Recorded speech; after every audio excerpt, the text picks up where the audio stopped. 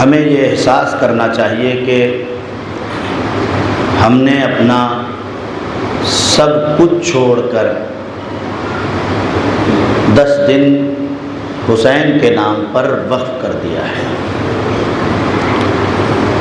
اور جب 10 دن ہم اپنا سب کچھ چھوڑ کر حسین کے نام پر وقف کر دیں تو کہیں ایسا نہ ہو کہ ہمارا یہ 10 دن گھاٹے کا سودا ہو۔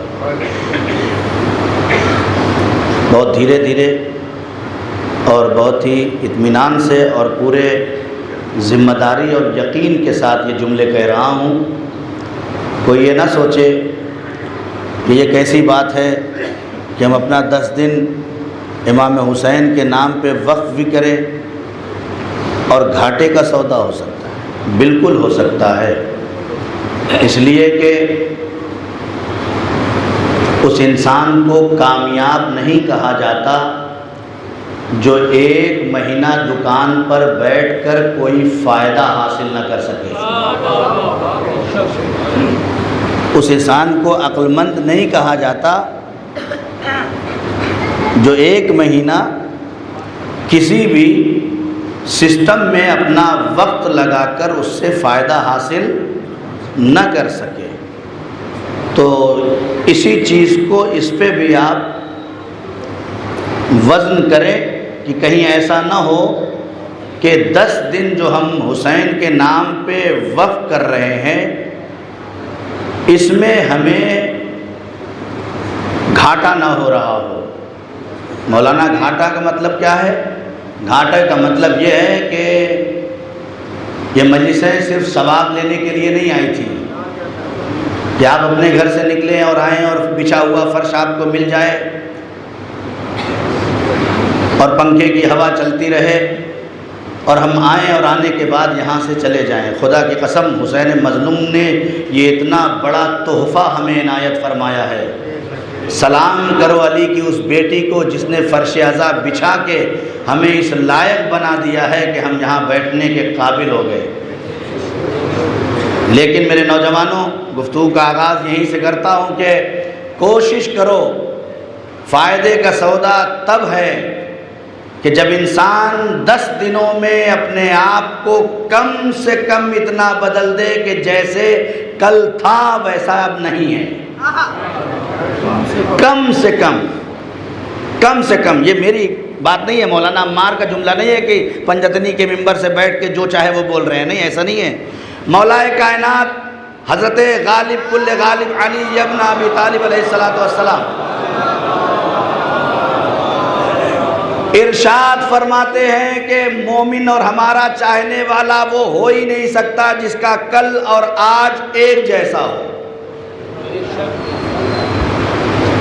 جس کا کل اور آج ایک جیسا ہو۔ دوسری حدیث مولا کی، مولا فرماتے ہیں کہ افسوس ہے، صد افسوس ہے ایسے شخص کے اوپر کہ جس کی اکائیاں اس کی دہائیوں پر غلبہ کر لے۔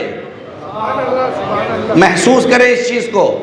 مولا نے فرمایا افسوس ہے ایسے شخص کے اوپر کہ جس کی اکائیاں اس کی دہائیوں پر سبقت کر جائے۔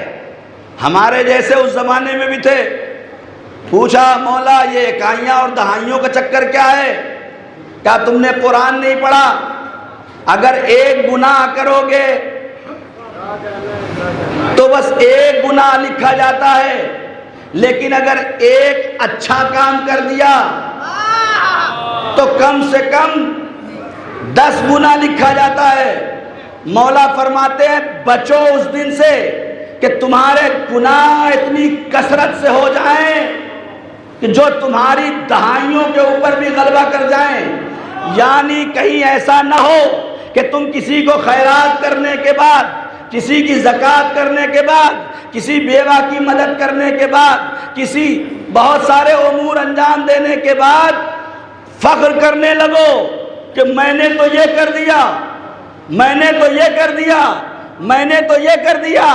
معصوم کے دربار میں بھی ایک شخص آیا، آنے کے بعد یہی جملے کہہ رہا تھا کہ مولا میں نے یہ کر دیا، مولا میں نے یہ کر دیا، مولا میں نے یہ کر دیا۔ مولا نے کہا پہلے شکر ادا کر، پہلے شکر ادا کر کہ خدا نے یہ توفیق تجھے دی۔ پہلے یہ شکر ادا کر کہ خدا نے یہ توفیق تجھے دی، اور اس کے بعد اپنے آپ کو بچا کے رکھ، اس لیے کہ کتنے بھی زیادہ باغ لگ جائیں، اگر ایک ماچس کی تیلی لگا دیا جائے تو سب ختم ہو سکتا ہے۔ صلوات پڑھ دے محمد و آل محمد۔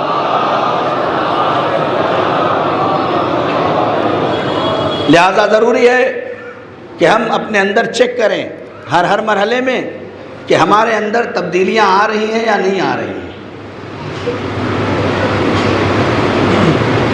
اسی چیز کا نام ہے کربلا، اسی چیز کا نام ہے۔ مدینے سے لے کر آپ کربلا تک دیکھ لیجئے، امام حسین نے ذہنوں، فکروں، وجود، تفکر، تعقل سب کو چینج کیا ہے۔ اتنا چینج کر دیا، اتنا چینج کر دیا، اتنا چینج کر دیا کہ جنت کی لالچ رکھنے والوں کے سامنے آواز دے رہے ہیں کہ میں تمہاری جنت کا وعدہ کرتا ہوں، جس کو جانا ہے چلا جائے۔ لیکن امام نے نہ جانے کیسے ان کے ذہنوں کو اطاعت پر اتنا گامزن کر دیا تھا کہ تلواریں نکال کر گردن پہ رکھ دیا۔ امام نے چراغ گل کر کے کہہ دیا جسے جانا ہو چلے جاؤ، لیکن کوئی جانے کو تیار نہیں ہے۔ کیوں؟ اس لیے کہ انہوں نے اپنے آپ کو بدلا ہے، بدلا ہے۔ ضروری ہے بدلیں، نہیں بدلیں گے تو سب بن سکتے ہیں، امام کے ناصر نہیں بن سکتے۔ دولت مند کہلا سکتے ہیں، شہرت ہو سکتی ہے، مولانا بن سکتے ہیں، فلاں ہو سکتے ہیں، کسی بھی ڈاکٹر، انجینئر سب بن سکتے ہیں۔ یہ دنیا ہے، کچھ بھی کسی کو بنا سکتی ہے، لیکن امام کا ناصر بننے کے لیے اپنے اندر تبدیلی لانا پڑے۔ ایک صلوات پڑھ دے محمد و آل محمد۔ آج پوری کائنات یہ تبدیلی کب آئے گی؟ جب انسان کے پاس علم آ جائے گا، ایجوکیشن آئے گی۔ آج یہ بھیڑ ہے، یہ MBA ہے، یہ MCA ہے، یہ IT ہے، اور یہ فلاں ہے اور یہ فلاں ہے۔ آپ 200-250 سال پہلے چلے جائیے تو ڈگری نہیں ہوتی تھی۔ جو بزرگان ہیں وہ بہتر جانتے ہیں، 200-250 سال پہلے ڈگری نہیں ہوتے تھے، لیکن عالم ہوتے تھے۔ اس زمانے میں حکیم ہوتے تھے۔ جو پڑھ لکھ لیتا تھا تو اس کو کیا کہتے تھے؟ حکیم کہتے تھے اس کو۔ حکیم یہ نہیں دوائیوں کو پڑیا باندھتا ہو، اس زمانے میں حکیم کہتے تھے، یعنی پڑھا لکھا آدمی حکیم امت کہا جاتا تھا۔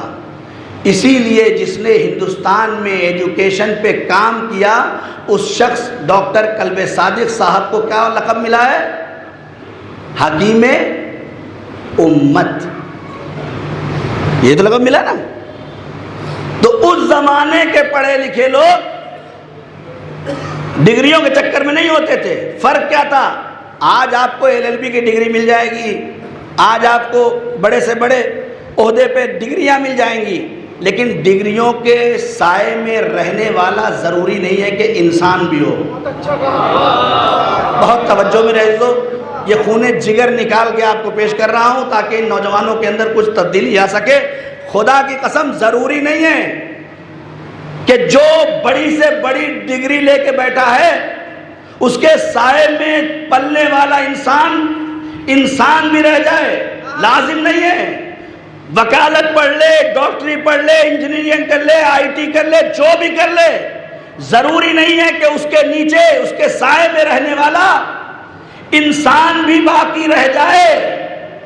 لیکن اگر واقعاً اس کے اندر علم آ گیا ہے، اس لیے کہ ڈگری الگ شے ہے، علم الگ شے ہے۔ ڈگریوں پہ چلنے والے اسکول کے پرنسپل نام کے ہوں گے لیکن پڑھنا، نیوز اٹھا کے دیکھیں، ٹیچر ہیں 20 سال سے اسکول کی ٹیچر ہیں، ان سے کہہ دیا گیا کہ لکھیے ذرا گورنمنٹ کی اسپیلنگ نہیں لکھ پائے۔ کتنے سال سے پڑھا رہے ہیں؟ 17 سال سے، ایک کسی بھی لفظ کی۔ تو یہ ممکن ہے کہ ڈگری ہو، یعنی ڈگری ہولڈر ہو، لیکن اس کا طریقہ استعمال اسے پتا نہ ہو۔ کل کی مجلس جو میں نے کہا تھا کہ ممکن ہے کہ انسان کے پاس نالج ہو، ایجوکیشن ہو، ممکن ہے، لیکن اسے اس کے اندر جو ہے پریکٹیکلی زندگی میں ناکام ہو۔ وجہ کیا ہے؟ وجہ یہ ہے کہ اس نے صرف اور صرف اس لیے یہ عہدہ اور یہ ڈگری حاصل کیا ہے۔ بہت توجہ میرے عزیزو، ہمارا دین جو علم سیکھنے کے لیے کہہ رہا ہے کہ جس میں ساری باؤنڈیشن ہٹا دی، حتیٰ یہاں تک حدیث میں موجود ہے اطلب العلم ولو کان بالصین، علم کو حاصل کرو چاہے چین جانا پڑے۔ دوسری حدیث میں اگر آپ دیکھیں گے مل جائے گا اطلب العلم ولو کان بفم المشرک، علم کو حاصل کرو چاہے وہ مشرک کے دہن سے ہی کیوں نہ مل رہا ہو۔ اطلب الحکمت ولو کان من الکافر، حکمت کو حاصل کرو چاہے وہ کافر سے کیوں نہ مل رہی ہو۔ ہمارا دین یہ کہنا چاہتا ہے کہ صرف ڈگری والے عالم مت بننا۔ بہت توجہ میرے عزیزو، اتنی ساری حدیثیں پیش کر کے نتیجہ یہ ہے کہ ہمارا دین یہ کہتا ہے کہ ڈگری والے عالم مت بننا، بلکہ ذمہ دار عالم بننا۔ ایسا نہ ہو کہ تمہیں ٹیچر کی نوکری ڈگری کی وجہ سے مل جائے اور ذمہ داری ادا نہ کرو۔ نہیں، جملے بدل دوں، تم ٹیچر کی نوکری کر کے 50,000 کی سیلری لے رہے ہو اور صبح جا کے صرف دستخط کر کے گھر آ جاؤ، یہ ڈگری کے نتیجے میں پیسہ تو مل رہا ہے لیکن تم انسانیت پہ باقی نہیں ہو۔ تم انسانیت پہ باقی نہیں ہو۔ کیوں؟ اس لیے کہ جن بچوں کا مستقبل خدا نے تمہارے ہاتھوں میں رکھا تھا، تم ان کے مستقبل سے کھلواڑ کر رہے ہو۔ ضرورت اس بات کی ہے کہ انسان پڑھنے کے بعد اپنی ذمہ داریوں پر باقی رہے۔ ایسا نہ ہو کہ اگر پڑھ لکھ کے کسی مقام پہ پہنچ گیا ہو، میں ہر مثال دینے لگوں گا پوری مجلس اسی پہ چلی جائے گی۔ آپ نے بہت سارے لوگ ایسے ہوں گے جن کے گھر میں اچانک کوئی مریض ہوا ہوگا۔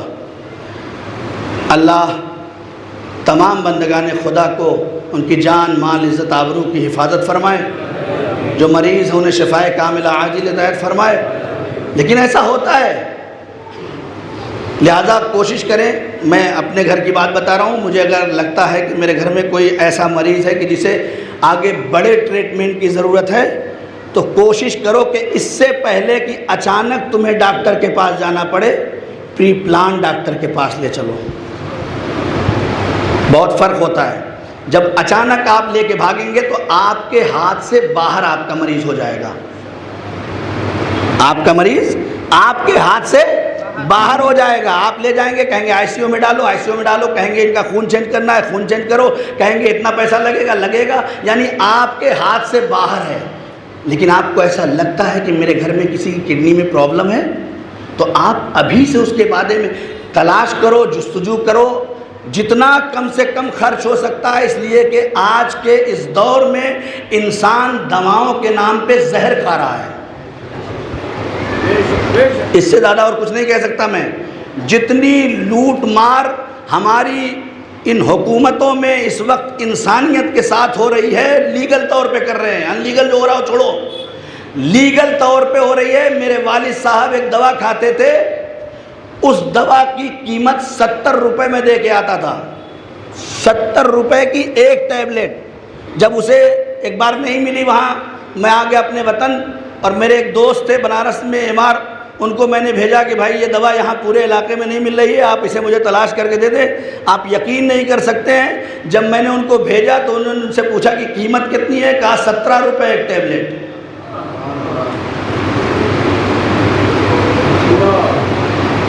کیا ہے؟ 17 روپے کی ٹیبلٹ ہے، یعنی ایک ایم آر سے خرید رہے ہیں تو 17 روپے کی ہے نا، اور ایک میڈیکل سے خرید رہے ہیں تو 70 روپے کی، وہ بھی اگر 10% کا چھوٹ دے دیا تو اس کا احسان ہماری نسلوں پر ہے۔ یہاں تک لایا ہوں جان بوجھ کے، آپ بھی سوچ رہے ہیں مولانا کیا کر رہے ہیں۔ جملہ کہہ دوں، یہ جو انڈے اور دودھ دروازوں پہ نظر کے نام پہ گرے پڑے رہتے ہیں، اس کی حفاظت کر کے ان عزاداروں کے علاج پہ خرچ کرو۔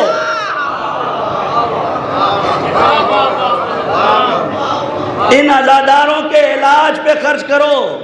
میں عزاداری میں کمی کرنے کی بات نہیں کرتا، لیکن عزاداری میں اسراف کرنا بھی صحیح نہیں ہے۔ مولا حسین اسراف پسند نہیں کرتے، وہ انڈا کھلا رہا ہے تو میں بھی انڈا کھلاؤں گا۔ ہمارے یہاں تو ہم اس میں مرے جا رہے ہیں۔ اس نے دودھ پلانا شروع کیا ہے تو اب جناب ہم بھی دودھ ہی پلائیں گے۔ ارے بھائی ابھی ایک گلاس یہ یہاں پی چکا ہے، وہاں کیسے پیے گا؟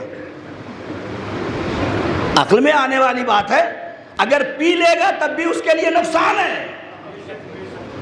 اگر پی بھی لے گا تو اس کے لیے نقصان ہے۔ میں کون سی بات ایک اشرے میں پڑھوں، یہ بات بھی کہہ دوں، اب دل میں آ گئی ہے، خدا کرے میری بات دلوں تک لگ جائے۔ میں ان نوجوانوں سے ریکویسٹ کرتا ہوں کہ اے نوجوانوں، اگر تمہارا تعلق میڈیکل سے ہے تو کچھ ایم آر سے تعلقات فراہم کر کے ایک ٹیم پیدا کرو اور بناؤ، جن کے ذریعے سے جن کے گھروں کے بزرگوں کی 5000 روپے کے ماہانہ دوائیں مر کے کھلائی جا رہی ہیں، ان کی دواؤں کو 2500 تک تم پہنچا سکتے ہو۔ تھوڑی سی کوشش کر کے پہنچایا جا سکتا ہے، ایسا نہیں ہے۔ آج دنیا فری میں میڈیکل دے رہا ہے، پورا میڈیکل سسٹم دے رہا ہے۔ اسی دلی کے اندر سرداروں کے یہاں پورا ہاسپیٹل کھل گیا ہے، فری علاج۔ یہ کہاں سے لا رہے ہیں؟ یہ ایسے ہی لا رہے ہیں کہ انہوں نے ٹیم بنائی ہے۔ جب ٹیم ورک ہوتا ہے تو اس کا فائدہ اپنوں کو بھی ہوتا ہے اور غیروں کو بھی ہوتا ہے۔ لہذا کوشش کرو۔ بس میری بات یہاں ختم ہوتی، صلوات پڑھ دیں محمد و آل محمد پر۔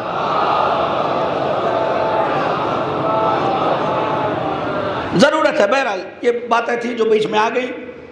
علم انسان کی زندگی بھی ہے اور علم ہی انسان کے لیے روشنی بھی ہے۔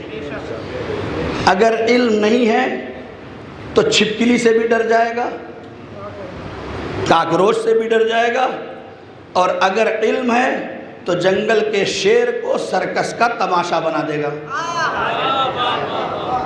اگر علم ہے، یہ انسان کے کمال کے اندر ہے، جیسا چاہے وہ کر لے۔ آج پوری دنیا میں دنیا دیکھ رہی ہے کہ علم کا نتیجہ ہے، خدا کی قسم اگر انسان اپنے اندر تبدیلی لانا چاہے تو جہاں اپنی حکومت بھی نہیں ہو، وہاں حسن نصر اللہ لبنان کی غربت کو ایسے ختم کرتے ہیں کہ کوئی تصور بھی نہیں کر سکتا کہ جہاں دودھ کے پیالوں کے لیے بچے ترستے تھے، آج ان کے گھر میں بہترین کھانوں کا انتظام ہے۔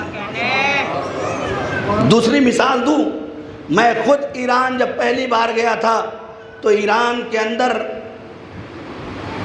انڈین اور پاکستانی ڈاکٹرز ہوتے تھے، خود ایرانی کوئی ڈاکٹر نہیں تھا۔ آج سے 50 سال پہلے، کتنے 40-44 سال تو ابھی انقلابی کو ہوا ہے۔ ایک صلوات پڑھے محمد و آل محمد۔ یہ 40-44 سال کے بعد 50 سال پہلے آپ چلے جائیے، کوئی ڈاکٹر انڈین اور پاکستانی کے علاوہ ایرانی ڈاکٹر ہوتے ہی نہیں تھے ہی نہیں۔ جو بھی ڈاکٹر تھے وہ کون تھے؟ یا انڈین تھے یا پاکستانی تھے، ایک دو کہیں دوسرے ممالک کے ہوں تو ہوں، چونکہ یہ لوگ سستے ملتے تھے، آسانی سے آ جاتے تھے، دوسرے ممالک کے نہیں ہو، زیادہ تر یہی ہوتے تھے۔ آج نتیجہ یہ ہے، کتنے سال ہوا؟ صرف 50 سال۔ آج نتیجہ یہ ہے کہ ایک بھی نہ انڈین ڈاکٹر ہے نہ پاکستانی ڈاکٹر ہے، ایک بھی نہیں ہے۔ پورے ایران میں جہاں ہر جگہ تھے وہاں ایک بھی نہیں ہے۔ خالی یہی نہیں، یہ تو چھوٹی بات ہے، اس سے آگے کی سنیے۔ اس وقت ایران کے اندر 5 ایسے میڈیکل یونیورسٹیز ہیں کہ جہاں پوری دنیا کے بچے آ کے میڈیکل سیکھ رہے ہیں، MBBS کر رہے ہیں وہاں پہ۔ ہمارے کشمیر، ہمارے یوپی، ساری جگہوں سے بچے جا رہے ہیں الحمدللہ۔ آپ کی دعا سے یہ بھی کوشش جاری ہے کہ نما فاؤنڈیشن کی طرف سے جو ہمارا ادارہ ہے، ایک ایگریمنٹ ان سے کیا جائے تاکہ ہندوستانی بچوں اور بچیوں کی MBBS کی جو فیس ہے اتنی زبردست کہ جو ہمارے لکھنؤ میں ایرا میڈیکل کالج کی اس وقت 1,20,00,000 روپے فیس ہے ایک MBBS کرنے کے۔ آپ بھی سوچتے ہوں گے نا کہ یہ ڈاکٹر کے یہاں لے جاتے ہیں تو کیوں کھانا شروع کر دیتے ہیں، وینٹیلیٹر پہ لٹا کے مردے کو بھی زندہ کیے رہتے ہیں، کیوں؟ جو 1,20,00,000 دے کے پڑھے گا تو وہ تو پہلے اپنا 1,20,00,000 نکالے گا نا بھائی۔ میں 5 لاکھ دے کے متولی بنوں گا تو میرے پاس فری میں 5 لاکھ تھوڑی آئے ہیں۔ نہیں، سیدھی سی بات ہے، 2 4 والی ہے بھائی۔ یہ تو اگر میرے جیب میں ایکسٹرا اتنا پیسہ تو ہے نہیں، میرے بھی بچے ہیں، میری بھی بچی ہے، میں بھی انہیں پڑھاؤں گا، لکھاؤں گا، اچھے سسٹم میں رہوں گا، لیکن میں اگر کہیں پیسے دے رہا ہوں اور میں کہوں کہ بھائی مجھے یہ کام کروا دو، میں 5 لاکھ دیتا ہوں، میں جب اس سیٹ پہ بیٹھوں گا تو کیا کروں گا؟ یہ تو فطری انسان کا تقاضا ہے۔ بہت کم ایسے دل والے ہیں جو اس نیت سے 5 لاکھ دیتے ہیں کہ میرا نام بھی نہ آنے پائے، ورنہ کہیں نہ کہیں سے مفاد ہوتا ہے، کہیں نہ کہیں سے۔ یا بس میرا عزیز لوگ امیر سوا حسین میرا کوئی بھی امیر نہیں۔ جزاک نعرہ حیدری۔ یا دیکھ، مجلسوں کا رنگ بالکل کل سے بدل گیا ہے، اور بہرحال علم ضروری ہے، میں ادھر جانا بھی نہیں چاہتا۔ اب جو ہے یہ نوجوانوں کے لیے مجھے لگتا ہے کہ ان ساری مجلسوں سے، میری نظر میں، بہرحال آپ کی نظر میں مجلس کیا ہے مجھے نہیں پتا، میری نظر میں یہی مجلس ہے۔ ان میں سے اگر ایک بچہ بھی اپنی قوم کی فلاح و بہبودی کے لیے 10 سال کے بعد بھی کرے نہیں، صرف سوچ لے، تو مجلس کا حق ادا ہے، ادا ہے مجلس کا حق۔ صرف سوچ لے۔ کرنے والے دوسرے لوگ ہوتے ہیں، سوچنے والے دوسرے لوگ ہوتے ہیں۔ کب سوچا گیا تھا کہ عزا خانہ بنے گا اور کب بنا؟ لہذا سوچنے والی ایک پیڑھی ہوتی ہے جو فاؤنڈیشن سسٹم دے کے جاتی ہے آگے، جتنی ترقی کرنا ہے کرتے چلے جائیں۔ ایک بلند ترین صلوات پڑھ دے محمد و آل محمد۔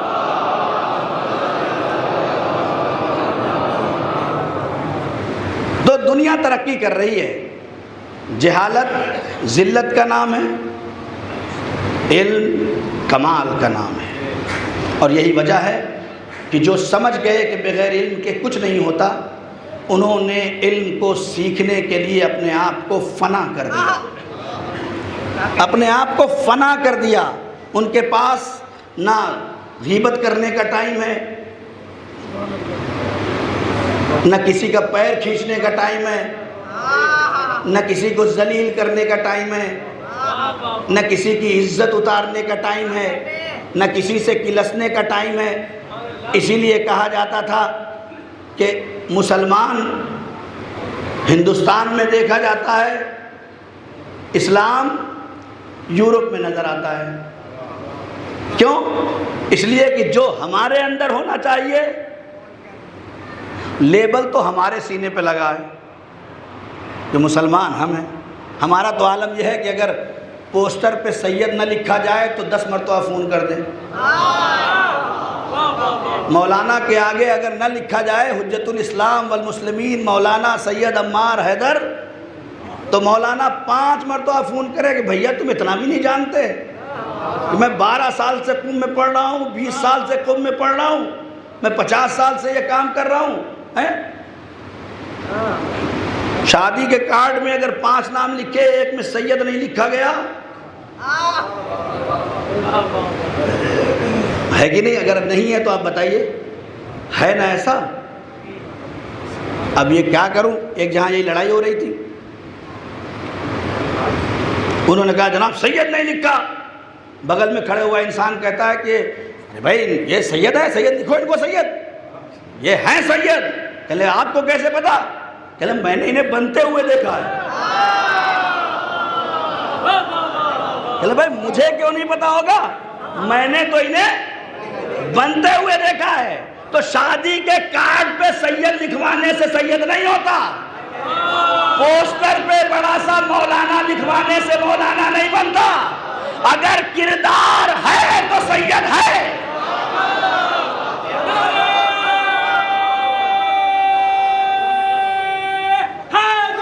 یا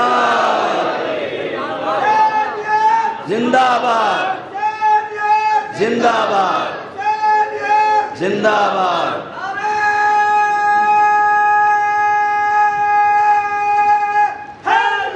یا سلامت رہیں. تھوڑا تھوڑا آپ لوگ کھسک آئے، پیچھے سے اشارہ ہو رہا ہے، جہاں جہاں جگہیں ہیں وہاں آگے آ جائے تھوڑا تھوڑا آپ لوگ. ہاں دیکھیں، بہرحال آگے بڑھنے کا بھی اپنا ایک ثواب ہے. بہت سے لوگ ایسے ہل جا رہے ہیں اوپر سے کہ مولانا دیکھ رہے ہیں کہ میں ہل رہا ہوں، لیکن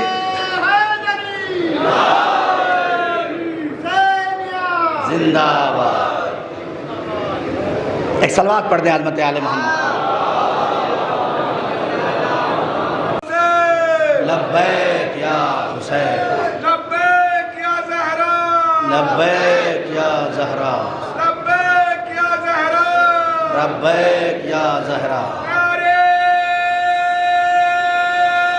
حیدری. یا جزاک اللہ.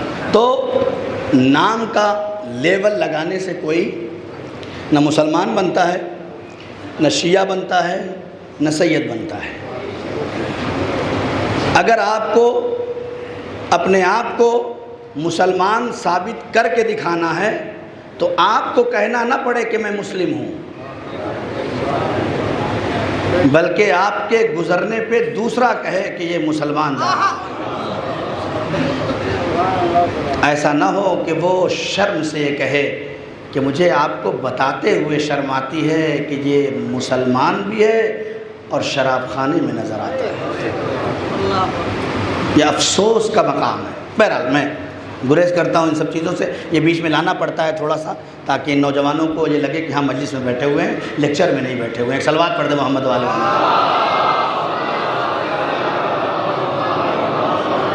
بس جلدی جلدی بات کو منزل تک پہنچا دوں.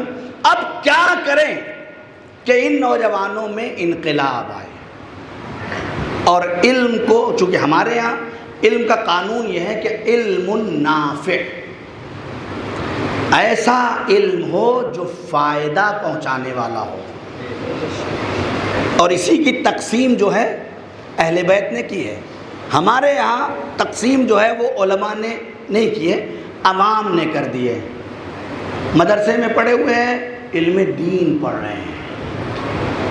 یہ بچہ جو ہے وہ ڈاکٹر بن رہا ہے، ارے تو دنیا میں لگا ہوا ہے، یعنی اس کی کوئی حیثیت ہی نہیں ہے. کہاں نبی نے کہا، کہاں امام نے کہا، کس امام نے کہا ہے کہ تم ڈاکٹر نہ بنو؟ ارے امام کے سامنے گھٹنے ٹیک کے پڑھنے والے نہ جانے کتنوں کو ڈاکٹر بنا دیتے ہیں، نہ جانے کتنوں کو ڈاکٹر بناتے ہیں. کہیں نہیں منع ہے. وہ LLB کر رہا ہے بچہ، پورا سماج اس کی طرف سے اس کو جیسے بائیکاٹ کر دے رہا ہے. کیا دنیا میں جا رہے ہیں، ہے نا؟ کہتے ہیں نہیں کہتے؟ وہ ایک دینی تعلیم میں بڑھ گئی ہے حصہ مدرسے میں، یہاں پڑھائی ہو رہی. مولانا میں چاہتا ہوں کہ اپنے بچے کو کچھ دین بھی سکھا دوں، کوئی کلاس ہے اس کا مطلب آپ کو لگ رہا ہے کہ میرے گھر میں بے دینی بڑھتی جا رہی ہے.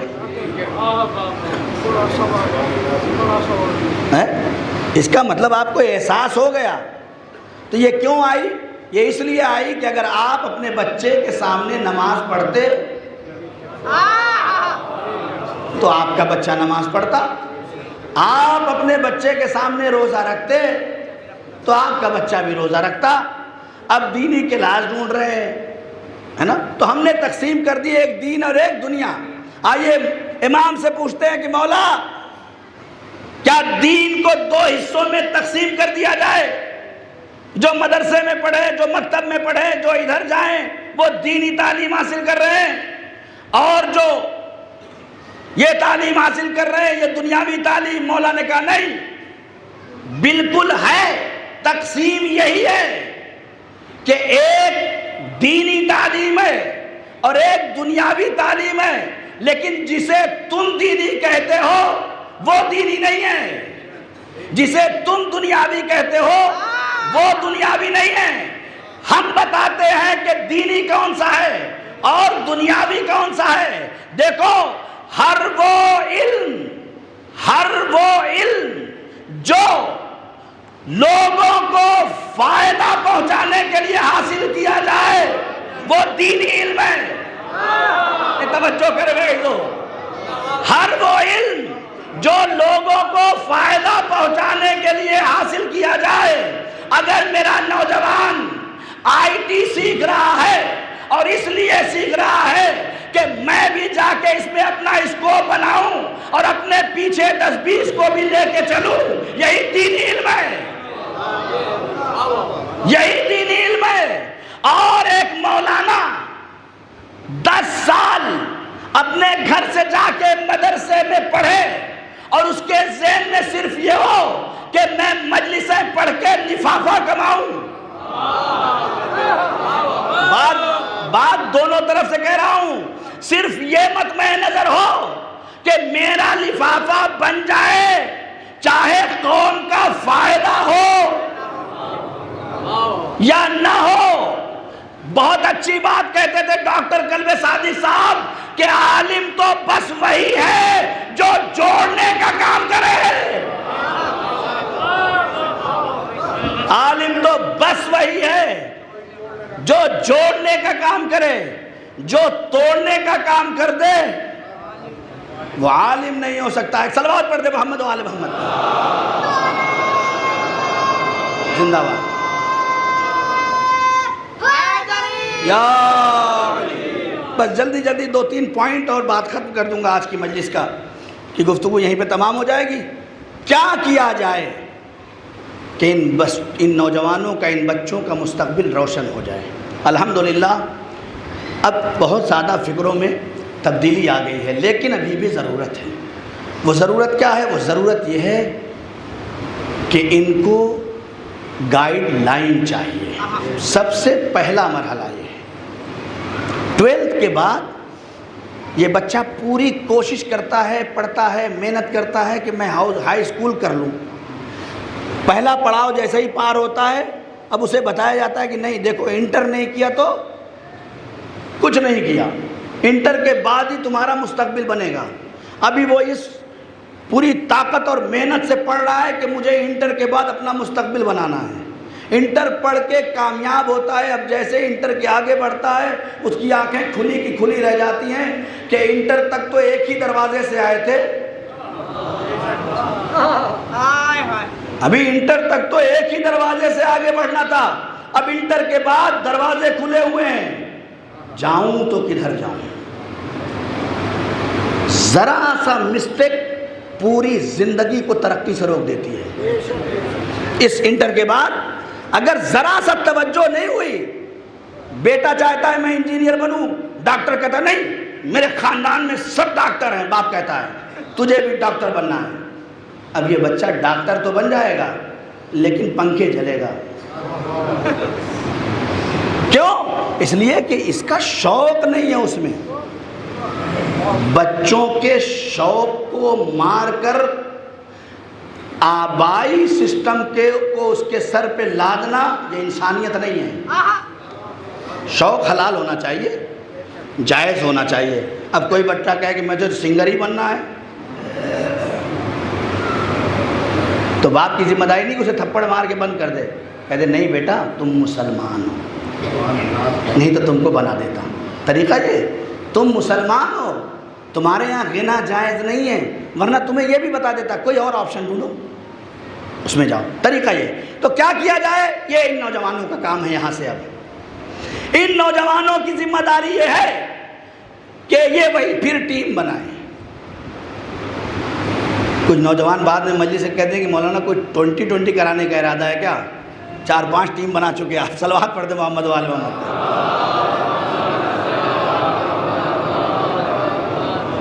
ٹھیک ہے نا؟ ہاں، ضروری نہیں کہ 5 ٹیم بنائیں، ایک ہی ٹیم کافی ہے سب کے لیے۔ کیا کرنا ہے؟ 2 کام کرنا ہے، بہت جلدی جلدی بات ختم کرو۔ 2 کام، جیسے میں آتا ہوں نا تو آپ میری تعظیم کے لیے کھڑے ہوتے ہیں، یا کم سے کم ہاتھ بڑھا کے ہاتھ ملاتے ہیں؟ نہیں ملاتے ہیں؟ ملاتے ہیں، بہت اچھی بات ہے۔ عالم کا احترام حدیث میں، قرآن میں، سب جگہ موجود ہے، کریے، اچھی بات ہے۔ لیکن جو آپ کے علاقے میں جس نے اپنے پورے شہر میں ٹاپ کیا ہے نا،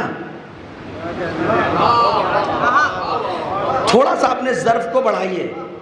جس بچے نے ابھی پورے شہر میں ٹاپ کیا ہے نا، جب وہ آپ کے پاس بڑھے تو آپ بھی ایک قدم بڑھا لیجئے، دیکھیے اس کے اندر کیا تبدیلی آتی ہے۔ یہ اس کے لیے تراشے ہوئے ہیرے کا کام کرے گا۔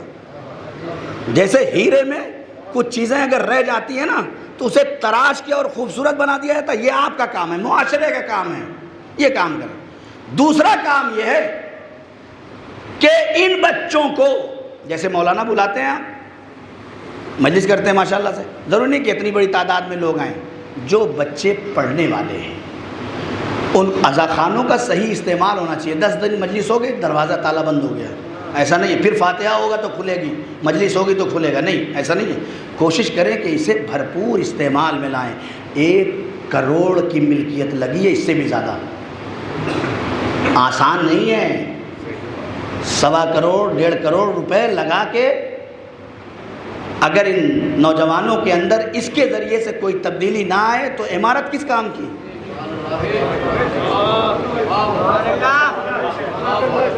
بھائی اتنے پیسے لگا کے عمارت کس کام کی ہے؟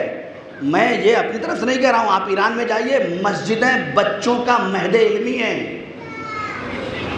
مسجدیں بچوں کا مہد علمی ہیں۔ بچے جب پیدا ہوتے ہیں تو مائیں اپنی بچوں کو، جب چلنے لگتے ہیں بچے تو مائیں انہیں مسجد میں چھوڑ کے چلی آتی ہیں، اور وہاں 2 عدد، ایک لیڈی اور ایک جینٹس، بچوں کے لیے تربیت کے لیے ان کے رکھے جاتے ہیں۔ اب یہ بچہ جب 2 سال سے 4 سال کا ہوتا ہے تو اسے پتہ ہوتا ہے کہ مجھے چپل اٹھا کے کہاں رکھنا ہے،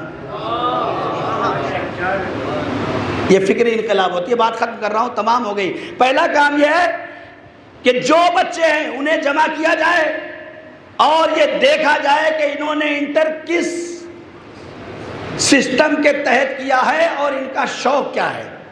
بہت سے ایسے سبجیکٹ ہیں کہ جن کے اندر یہ دیکھا جاتا ہے کہ پیچھے آپ نے کیا کیا ہے، اور بہت سے ایسے سبجیکٹس ہیں یا بہت سی ایسی مہارتیں ہیں، فن ہیں کہ جس میں اس چیز کی ضرورت نہیں ہے کہ آپ نے پیچھے کیا کیا ہے۔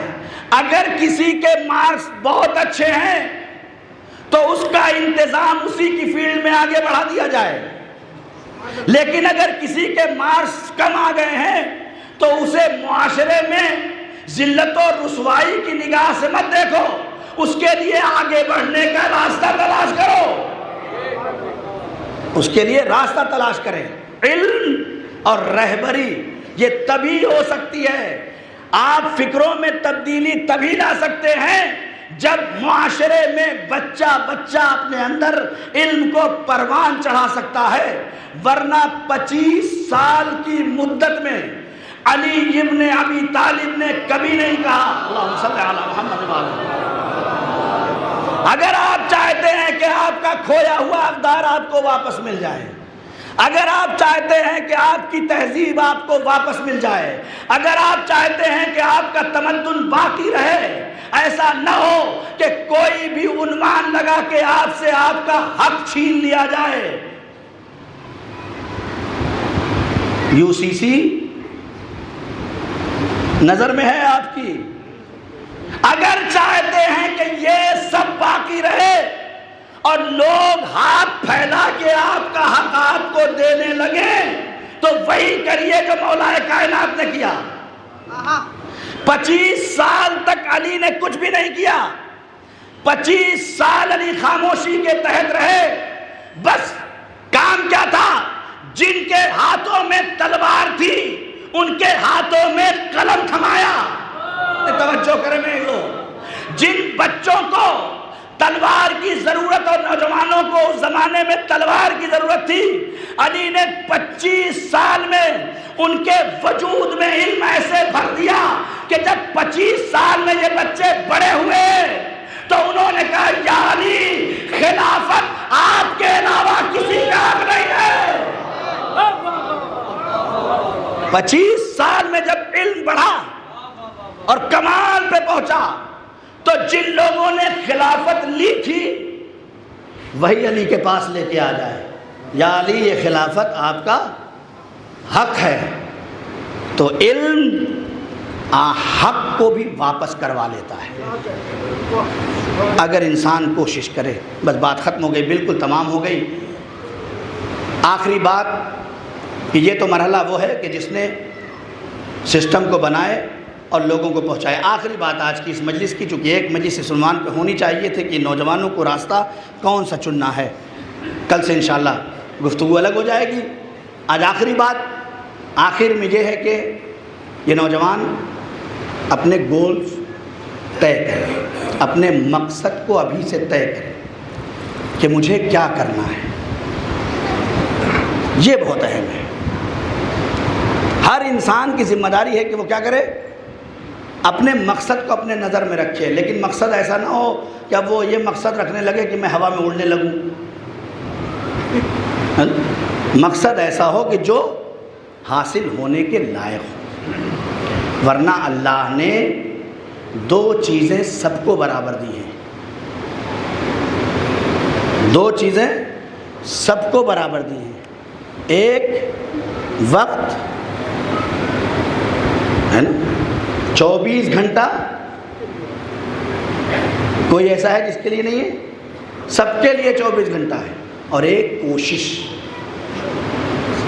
اس کو بھی اللہ نے روکا نہیں ہے کسی سے کہ تم کوشش مت کرنا یہیں پہ جا کے ختم ہو جانا، نہیں، ایک وقت اور ایک کوشش، یہ 2 چیزیں دونوں قرآن میں کہا ہے، لیسا للانسان الا ما سعی، انسان کے لیے کچھ ہے ہی نہیں مگر جتنی وہ کوشش کرتا ہے نا، کوشش۔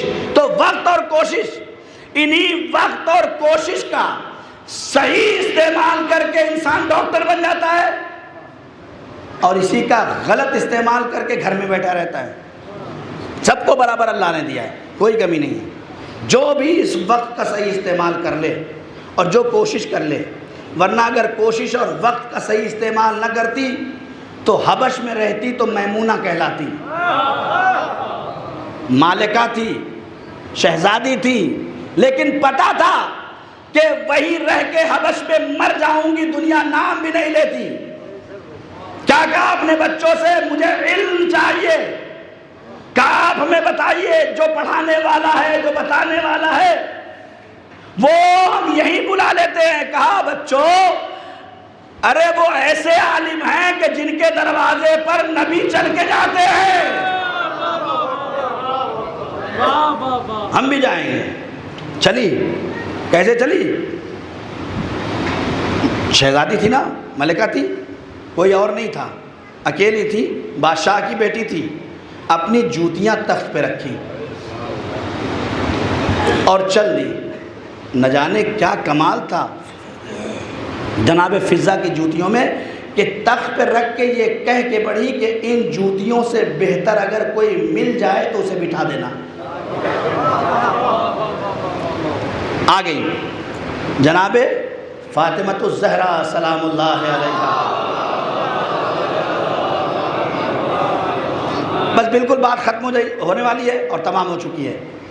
آ گئی عالمہ کے دربار میں، آئی تھی تو میمونہ تھی، عالمہ کے سائے میں پروان چڑھی تو فضہ بن گئی، فضہ بن گئی. پہلی خاتون ہے جس نے 20 سال قرآن میں گفتگو کی ہے. ایک دن کا کام جناب سیدہ کرتی اور ایک دن کا کام جناب فضہ کرتی ہے نا. آج تو ہمارے یہاں گھروں میں مرد بیچارے کی ابھی سیلری آئی نہیں کہ لسٹ تیار ہے پہلے ہی سے، ہے نا، لسٹ تیار ہے. نبی کریم فرماتے ہیں، خدا کی قسم عجیب و غریب جملہ ہے، نبی کریم فرماتے ہیں کہ اگر اللہ نے مجھے اجازت دی ہوتی کہ اللہ کے علاوہ کسی اور کا سجدہ کرا دوں تو میں عورتوں سے ان کے شوہروں کو سجدہ کرا دیتا. کتنی تعریف ہو رہی ہے. صلوات پڑھ دے محمد و آل محمد.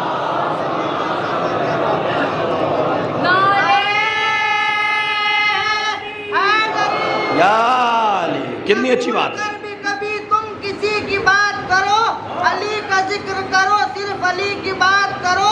میری لحد میں اندھیرا یہ غیر ممکن ہے، جہاں علی ہو وہاں روشنی کی بات سبحان کرو. اللہ. فرشتوں کیسے جواب و سوال تربت میں، اب آ گئے ہو تو بیٹھو علی کی بات کرو. نعرہ حیدری. یا علی. بس بات ختم ہو رہی ہے ایک دم کہ نبی فرماتے ہیں کہ اگر مجھے اجازت ہوتی کہ میں کسی کو سجدہ کروا دوں تو عورتوں سے، زوجہ سے ان کے شوہر کو سجدہ کرواتا. الرجال، مرد سینہ چوڑ کے کیا کہتا ہے؟ الرجال قوامون علی النساء. مرد عورت پہ کیا ہے؟ غلبہ رکھتا ہے. کہتے نہیں کہتے؟ لڑائی اسی کی ہوتی ہے گھروں میں کہ اللہ نے ہمیں حکومت دی ہے گھر کی. اللہ نے اس لیے حکومت دی ہے کہ جو طاقتور ہوتا ہے کمزور اس کی پناہ میں دیا جاتا ہے. جو طاقتور ہوتا ہے کمزور اس کی پناہ میں دیا جاتا ہے. کیوں؟ تاکہ یہ باہر کے خطروں سے محفوظ رہے. بہت توجہ میرے عزیزو. اس لیے آپ کی پناہ میں دیا ہے خاتون کو کہ باہر کے خطروں سے کوئی آنکھ میں اتنی مجال نہ ہو کہ اس صنف نسواں اور کمزور صنف رکھنے والی کی طرف کوئی آنکھ اٹھا کے دیکھ سکے. قوامون علی النساء کا مطلب یہ ہے کہ دنیا کے ظلم و جور و بربریت سے اللہ جس کو بچا کر تمہاری پناہ میں دیتا ہے اسے زوجہ کہا جاتا ہے. بات بدل دوں تھوڑا سا ادھر سے کہ جسے دنیا کے ظلم سے بچا کے آپ کی پناہ میں دیا جا رہا ہو، اگر وہیں سے ظلم ہونے لگے تو پھر کیا ہوگا؟ پھر نتیجہ فرق نہیں کرتا آپ کی ولایت پہ. بس بات ختم ہو رہی ہے. یہ ساری باتیں جو ہیں اگر کہیں پائی جاتی ہیں کہ مرد عورت کی عزت نہیں کرتا، عورت، دیکھیں لڑائی جھگڑا بات چیت گفتگو ہر گھر میں ہو جاتی ہے، لیکن اس کا مطلب یہ نہیں ہے کہ وہ اس کو توہین کی نگاہ سے دیکھنے لگے اور یہ اس کو توہین کی نگاہ سے دیکھنے لگے. دونوں میں فرق ہے. ٹھیک ہے، تو میں ہونا ایک الگ سی بات ہے، ہونا چاہیے، اور ایک نہیں ہوگا تو روز مرہ کی زندگی میں جو ہے محبت بڑھتی نہیں. اگر ایک جیسی زندگی گزر جائے، بہرحال بہت زیادہ تفصیل ہو جائے گی. ایک صلوات پڑھ دے محمد و آل محمد. بس ایک اور میسج اور بات ختم کر رہا ہوں. میں نے کل کی مجلس میں یہ کہا تھا کہ میری مائیں اور بہنیں اور میرے جو بزرگ ہیں، جو والد ہیں، وہ اپنی بچیوں کی تربیت ایسے کرے کہ اگر وہ اپنے گھر سے جب جائے دوسرے کے گھر تو انہیں یہ احساس نہ ہو کہ ہم کس گھر میں آ گئے ہیں، بلکہ جب آپ کسی مریض کو کسی ڈاکٹر کے پاس آپریشن کرانے لے جاتے ہیں تو پہلے اسے ذہنی طور پر آمادہ کرتے ہیں، کرتے نہیں کرتے؟ اسی طرح سے اپنی بچیوں کا ذہنی طور پہ آمادہ کرنا ضروری ہے۔ خاص طور سے میں یہ جملہ کہہ رہا ہوں، جان بوجھ کے کہہ رہا ہوں کہ کوشش کرو اپنی بچیوں کی شادی کرتے وقت یہ کہہ کے بھیجو کہ اگر محبت سے واپس آئی تو دروازہ کھلا ہے۔ یہ ذہنوں میں ڈال کے ڈالو۔ یہ آواز میرے کانوں سے کئی بار ٹکرائی ہے کہ مولانا میں نے اپنی بچی کی شادی کی تو یہ کہہ کے بھیج دیا کہ اگر محبت سے واپس آئی تو ہر وقت دروازہ کھلا ہے، لیکن اگر لڑائی کر کے آئی تو میرا دروازہ تمہارے لیے کھلا نہیں ہے۔ لیکن الٹا ہو رہا ہے، الٹا یہ ہو رہا ہے کہ جناب شوہر گھر سے ابھی گیا نہیں، جی امی آج یہ ہو گیا۔ یہ مشکل ہمارے سماج میں بڑھتی جا رہی ہے۔ غلطی ماں اور باپ کر رہے ہیں، نتیجہ بچے بھگت رہے ہیں۔ ان بچوں کا کیا قصور ہے؟ انہیں تو اللہ نے ایک وقت دیا تھا، ایک زندگی گزارنے کا موقع دیا تھا۔ اگر کوئی بات ہو بھی گئی، میرے اپنے گھر کی میں اپنی بات بتا دوں تاکہ نوجوان یہ نہ کہیں کہ مولانا آپ دوسروں پہ بہت زیادہ پڑھتے ہیں۔ میری شادی ہوئی، میرے گھر میں میرے بڑے بھائی کی بھی شادی ہوئی، دونوں بہو، ہم دو بھائی ایک خون ہیں، لیکن وہ دو عورتیں ایک خون تو نہیں ہے نا۔ دونوں کا مزاج الگ ہے، دونوں کا ماحول الگ ہے، دونوں کا سسٹم الگ ہے نا۔ میں نے اپنی زوجہ کو پہلے ہی شب میں یہ بات کہی کہ دیکھو یاد رکھنا، اگر گلاس کسی سے بھی ٹوٹ جائے تو ٹوٹنے کے بعد جو شیشہ گرے اس شیشہ کو اٹھانے کے بجائے میرے کان میں آ کے یہ مت کہنا کہ یہ شیشہ کے گلاس فلاں نے توڑ دیا۔ بہت توجہ، یہ بہت نزاکت کی گفتگو ہے، خدا کی قسم۔ اگر ہم پہلے ہی دن اپنے گھر میں اپنے بہو سے یہ بات کہہ دیں کہ گھر کے اندر کوئی چیز خراب ہو تو میرے کان میں آگے کہنے کی ضرورت نہیں ہے، میں نے جو کہا وہ سن لو۔ میں نے کہا کہ اگر تم ویسے ہی گلاس لا کے رکھنے کی صلاحیت رکھتی ہو تو لا کے رکھ دو، ورنہ شیشہ اٹھا کے پھینک دو۔ اگر یہ کیفیت اپنے گھروں میں پیدا کر لو تو اختلاف ختم ہو جائے گا، بالکل ختم ہو جائے گا۔ اور آخری بات ختم ہو گئی، ایک رسم کر لو، اپنے گھروں میں رسم بنا لو اس کو کہ جیسے ہم چاہتے ہیں نا کہ میری بیٹی کسی کے گھر جائے تو بالکل بیٹی کی طرح رہے۔ کون ماں باپ نہیں چاہتا؟ کون ماں باپ نہیں چاہتا کہ میری بیٹی کسی کے گھر بھی جائے تو بالکل بیٹی کی طرح رہے؟ یہی سوچ کسی کی بیٹی کو لاتے ہوئے بھی رکھو۔ دیکھو ماحول میں چینجنگ آتی ہے کہ نہیں؟ یہی سوچ اپنے گھر میں بیٹی لاتے ہوئے بھی رکھو کہ ساس آنے والے کو بہو نہ سمجھے، وہ سمجھے کہ میں نے ایک بیٹی دی ہے اور ایک بیٹی لائی ہوں۔ سسر بہو کو بہو نہ سمجھے، بیٹی سمجھے۔ بیٹی سمجھنا خالی کہنے سے بیٹی نہیں ہوتی۔ ہاں یہ بھی ایک غلط فہمی ہے کہ میں تو بیٹی کہوں، مولانا میں تو اپنی ساری بہوؤں کو بیٹی کہتا ہوں۔ یہ بھی ایک ہمارے یہاں میں کہتا ہوں بھائی اچھی بات ہے، بہت اچھی، سب کو کہنا چاہیے، اس لیے کہ جتنی محبت بیٹی کہنے میں ملتی ہے نا اتنی محبت لڑکی کو بہو کہنے میں نہیں ملتی۔ دل جیت لیتے ہیں آپ اسے کہہ کے بیٹی، جیسے ہی وہ آپ کے گھر میں آتی ہے اور آپ کی زبان سے اگر نکل گیا کہ بیٹی، تو وہ یہ بھول جاتی ہے کہ میں کہیں اور تھی اور کہیں آ گئی ہوں، میں نے کسی باپ کو چھوڑا ہے، میں نے کسی ماں کو چھوڑا ہے، اس لیے کہ وہاں بھی یہی صدایں کانوں سے آتی تھی، بیٹی بیٹی بیٹی۔ جب یہ صدا آنے لگے گی تو اس کے ذہن و فکر سے وہ بات دھیرے دھیرے ختم ہو جائے گی، نتیجہ یہ ہوگا کہ آپ کہیں گے چلی جاؤ، لیکن اس کا دل نہیں چاہے گا آپ کو چھوڑ کے جانے کا۔ ایک صلوات پڑھ دے محمد۔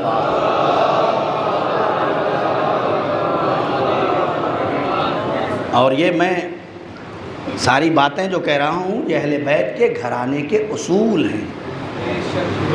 ان کے گھرانے میں آپ جائیں دیکھیں تو وہاں پتہ ہی نہیں چلتا تھا کہ گھر میں بہو کون ہے، بیٹی کون ہے، بھتیجا کون ہے، چچا کون ہے۔ یعنی چچا اور باپ بھتیجا ایسے رہتے تھے کہ لگتا تھا جیسے ایک بیٹا ہے جو اپنے باپ کے سامنے کھڑا ہے، ایک بہن ایک بھائی کے سامنے ایسے کھڑی ہوتی تھی، کزن ہے لیکن ایسے کھڑے ہوتے تھے احترام کے ساتھ کہ جیسے لگتا تھا یہ سگے بھائی ہیں۔ جناب عباس اور جناب زینب ایک باپ سے ہیں لیکن ماں ایک تو نہیں ہے نا،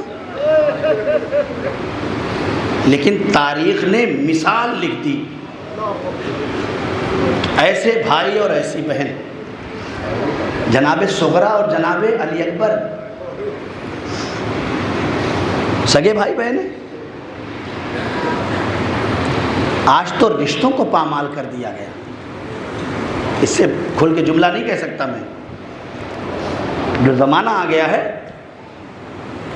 نامعقول افراد نے رشتوں کے پاس اور لحاظ نہیں رکھا ہے۔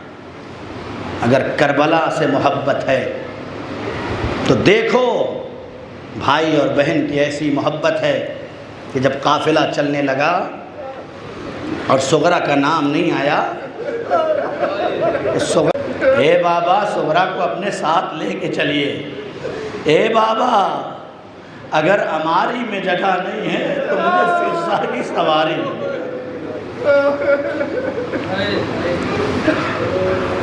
آنکھوں میں آنسو آ گئے، حق مجلس ادا ہو گیا، لیکن کیا کروں، ایک اجڑی ہوئی ماں آئی ہے جو پرسہ لینے کے لیے بیٹھی ہے۔ روایت کہتی ہے کہ جب صغرا کو یہ یقین ہو گیا کہ اب مجھے حسین نہیں لے جائیں گے، کیوں نہیں لے جائیں گے، میں علیل ہوں، میں بیمار ہوں، دوڑی ہوئی حجرے میں گئی، ٹھنڈا پانی نکالا، اپنے چہرے پہ جلدی جلدی مارا، دوڑی ہوئی بابا کے پاس آئی ہے، بابا ہاتھ پکڑ کے ماتھے پہ رکھا، بابا میں مریض نہیں ہوں، بابا میں علیل نہیں ہوں، بابا اے بابا صغرا اگر اکبر کے بغیر رہے گی تو مر جائے گی، اے بابا صغرا کو لے کے چلو، بابا صغرا کو مت چھوڑنا۔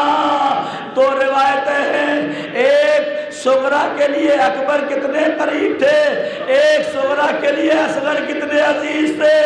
اصغر کو تو حسین نے یہ کہہ کے لے لیا، اے میرے لال اگر تو نہیں چلے گا تو ارملا کا تیر، پھال کا تیر کون کھائے گا؟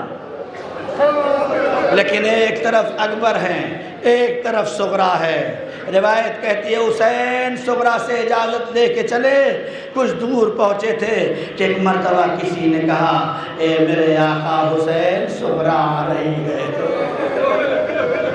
اے میرے آقا صغرا آ رہی ہے۔ بہت سارے ایسے ہو نا جو محرم کے بعد پردیس چلے جاتے ہو، جاتے وقت بہنیں انتظار کرتی رہتی ہے اور بار بار پھول کر کے خیریت لیتی رہتی ہے۔ ارے چھوٹی اگر بہن ہے تو اس کا مزاج الگ ہوتا ہے، وہی مرحلہ وہاں بھی تھا۔ ارے صغرا آ رہی ہے، آقا حسین، حسین اترے، اے میری بیٹی تم تو رخصت کر چکی تھی اب کیوں آ گئی؟ اے بابا میں اکبر کے بغیر نہیں رہ سکتی، اے بابا میرا اکبر مجھے دے دو۔ عزیزو خدا کی قسم یہ تو پتہ ہی نہیں چلتا کہ جناب حسین نے، جناب امام حسین نے صغرا کو اپنے ساتھ کیوں نہیں لیا۔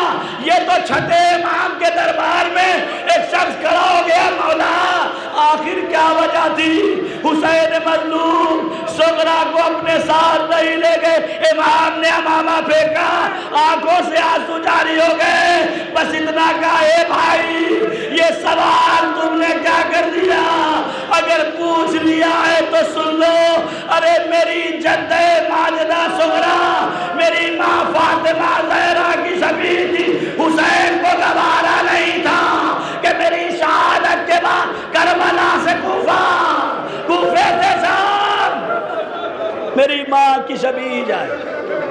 بہت روئیں گے، ایام عزا کے آخری ایام چل رہے ہیں، مجلس اور مال مجلس آنسو ہے، حسین کی ماں رومال لیے آئی ہے، اے میرے حسین کی ماں، اے شہزادی، عزا خانہ پنجتنی میں بیٹھے حسین کے عزادار تیرے حسین کے نام کا کرسا دینے بیٹھے، بی بی علی اکبر کا کرسا قبول کر لو۔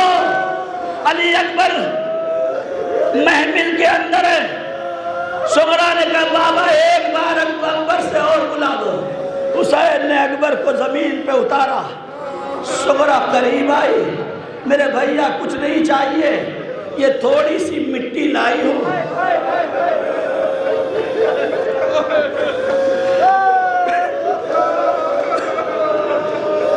اے میرے بھیا یہ تھوڑی سی مٹی لائی ہوں، میرے بھیا اس پہ اپنے قدم رکھ دو، میرے بھیا خیریت لینے کا کوئی راستہ نہیں ہے، میرے بھیا یہی تیرے نقش قدم دیکھ کے صغرا جی لے گی۔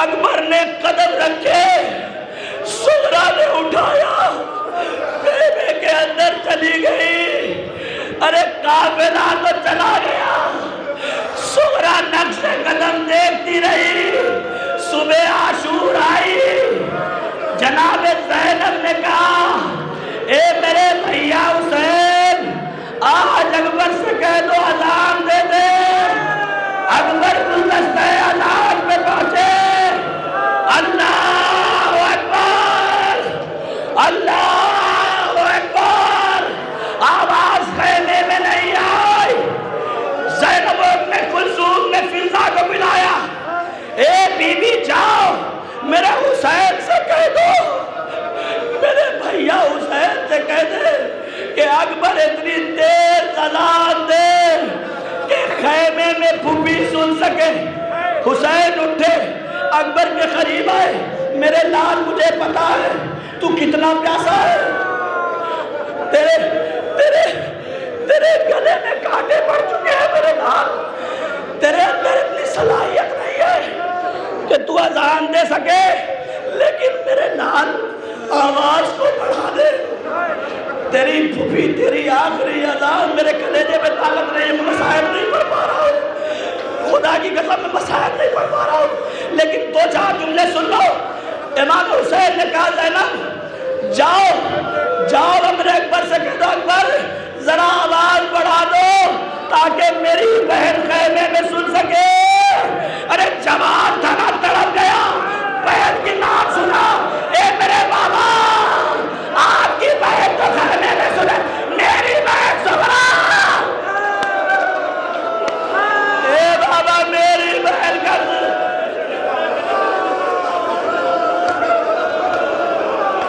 حسین نے اجازت دی، آواز فضا کے توش پہ تیرتی ہوئی مدینے میں صغرا کے کانوں میں ٹکرائی، صبح کی اذان، اکبر کی آواز، صغرا کبھی ادھر کبھی ادھر، اے نانی ام سلمہ میرا اکبر آ رہا ہے، میں نے کانوں سے آواز سنی ہے نانی، میرا صغرا میرا اکبر آ رہا ہے، صبح گزر گئی اکبر نہیں آیا، وقت گزرتا رہا اکبر نہیں آیا، زور کی اذان کا وقت آیا اکبر نہیں آئے، صغرا انتظار کرتی رہی، ادھر اکبر اے بابا اجازت دے دو، اجازت لے کے چلے، مسائب نہیں پڑھ پاؤں گا، اجازت لے کے چلے، ایک ظالم نے نیزہ مارا، علی اکبر کے سینے پہ لگا، بینا زمین پہ گرا،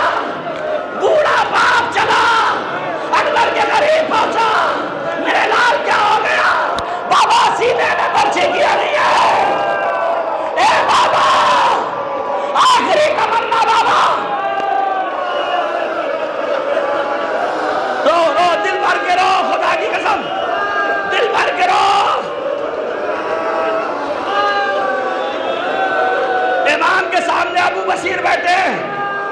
امام مصائب پڑھ رہے ہیں، اے ابو بصیر روتا کیوں نہیں ہے؟